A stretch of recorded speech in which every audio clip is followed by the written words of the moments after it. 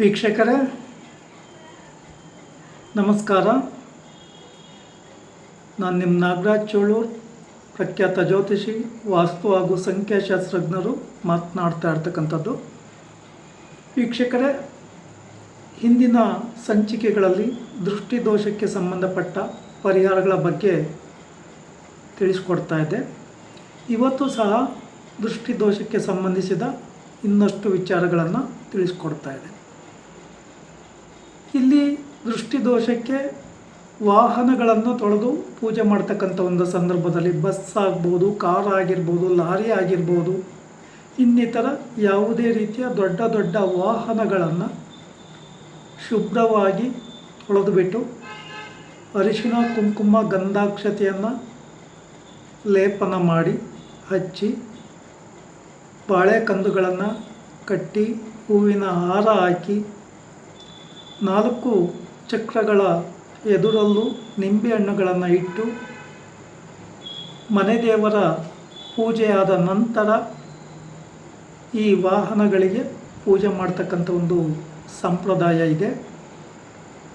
ಇಲ್ಲಿ ಸ್ವಲ್ಪ ವಾಹನಗಳನ್ನು ತೊಳೆದು ಪೂಜೆ ಮಾಡ್ತಕ್ಕಂಥ ಸಂದರ್ಭದಲ್ಲಿ ತುಂಬ ಸಮಯ ಹಿಡಿಯುತ್ತೆ. ಈ ಸಂದರ್ಭದಲ್ಲಿ ರಾಹುಕಾಲ ಮತ್ತು ಯಮಗಂಡ ಕಾಲಗಳನ್ನು ಬಿಟ್ಟುಕೊಂಡು ಕೆಲವೊಂದು ಕ್ಯಾಲೆಂಡರ್ಗಳಲ್ಲಿ ರಾಹುಕಾಲ ಮತ್ತು ಯಮಗಂಡಗಳ ಕಾಲ ಸಮಯವನ್ನು ಹಾಕಿರ್ತಾರೆ.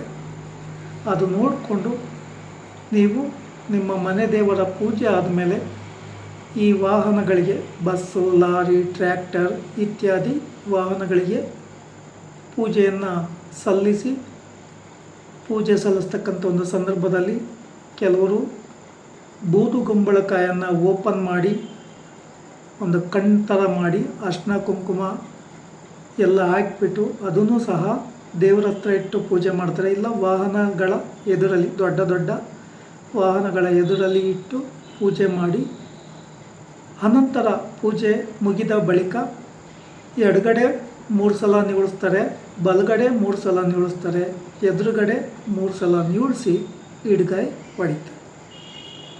ಇಲ್ಲಿ ಈ ಸಂದರ್ಭದಲ್ಲಿ ಇನ್ನೊಂದು ವಿಶೇಷತೆ ಏನು ಅಂತಂದರೆ, ದೊಡ್ಡ ದೊಡ್ಡ ವಾಹನಗಳಿಗೆ ಕರಿ ನೂಲಿನಿಂದ ಮಾಡಿರ್ತಕ್ಕಂಥ ರಾಕ್ಷಸಾಕಾರದ ನೂಲಿನಿಂದ ತಯಾರು ಮಾಡಿರ್ತಕ್ಕಂಥ ಚಿತ್ರಗಳು ಸಿಗ್ತವೆ. ಅವುಗಳನ್ನು ಸಹ ಪೂಜೆ ಮಾಡಿ ಆ ಸಂದರ್ಭದಲ್ಲಿ ನಿಮ್ಮ ವಾಹನಗಳ ಎದುರಲ್ಲಿ ಕಟ್ತಕ್ಕಂಥದ್ದು ಉಂಟು.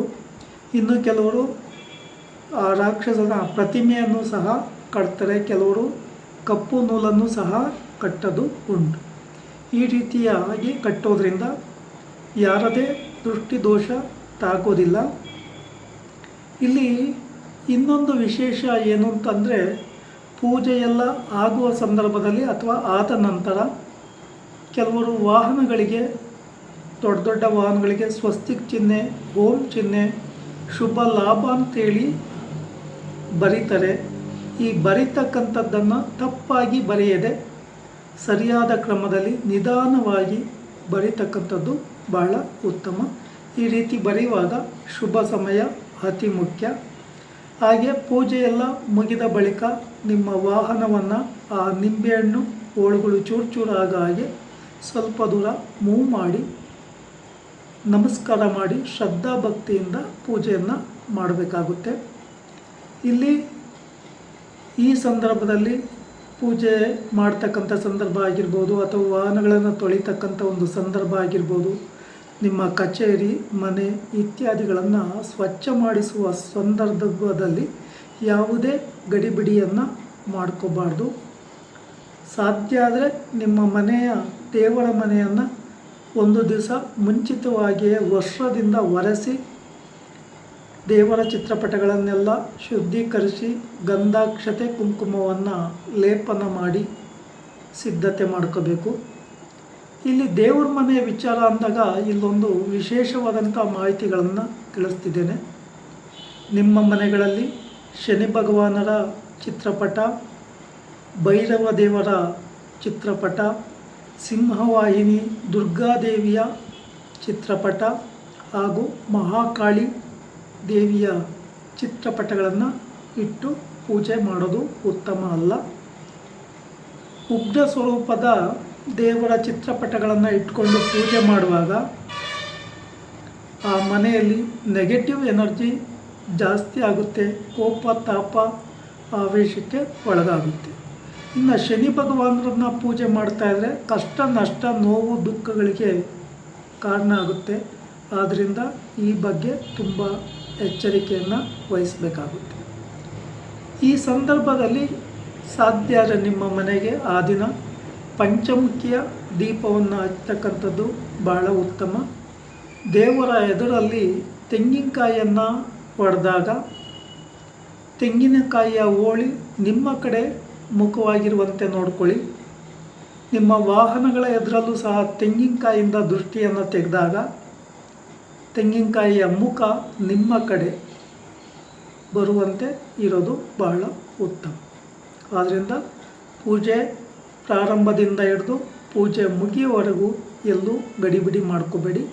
ಸಾಧ್ಯ ಆದರೆ ಈ ಸಂದರ್ಭದಲ್ಲಿ ಬಹುತೇಕ ಜನ ಸಿಹಿ ಹಂಚತಕ್ಕಂಥ ಸಂಪ್ರದಾಯ ಉಂಟು.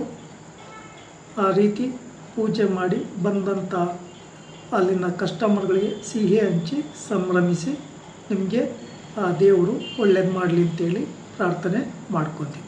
ವೀಕ್ಷಕರೇ, ಈ ವಿಡಿಯೋ ಇಷ್ಟ ಆಯಿತು ಅಂದರೆ ಲೈಕ್ ಮಾಡಿ, ಶೇರ್ ಮಾಡಿ, ಸಬ್ಸ್ಕ್ರೈಬ್ ಆಗಿ, ಆಲ್ ಐಕಾನ್ ಒತ್ತಿ, ಬೆಲ್ ಐಕಾನ್ ಒತ್ತಿ.